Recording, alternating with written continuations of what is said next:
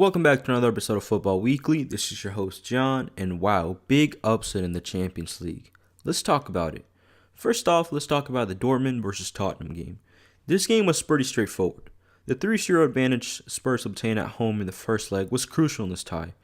Dortmund were up against a big task going into the second leg. They had to overcome a 3-0 deficit, and while it was not impossible, it was going to be very difficult. Dortmund played really well but couldn't finish the chances they created. Overall, it only took one goal to settle this tie. Spurs played their game and waited for an opportunity to score, which ended up playing in their favor. Tottenham will now be moving on to the next round, while Dortmund will put all their hopes on the league after a disappointing 2019 run. Now let's talk about the upset that perhaps nobody was expecting. In my previous video, I talked about how Ajax were a very talented team and that they weren't going to back down against this Real Madrid side. But overall, I saw Real Madrid going through since they had obtained a lead, they were playing at home, and just the pure quality of their players. But sometimes there is no logic in football, and that's the beauty of this sport.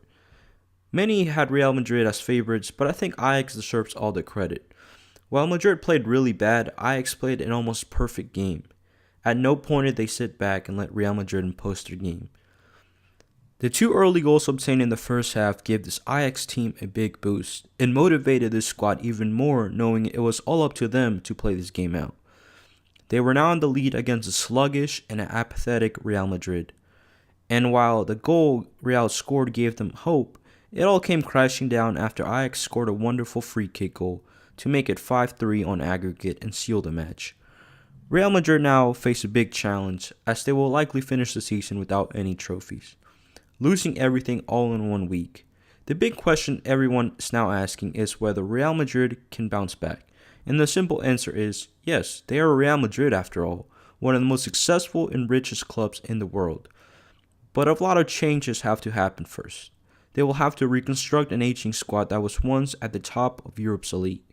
Perhaps bring a new manager with more experience as well as changes in the upper management of the club. But let me know what you guys think. Were you surprised by this result? Who is now the favorite to win the Champions League, as there will be a new winner this year?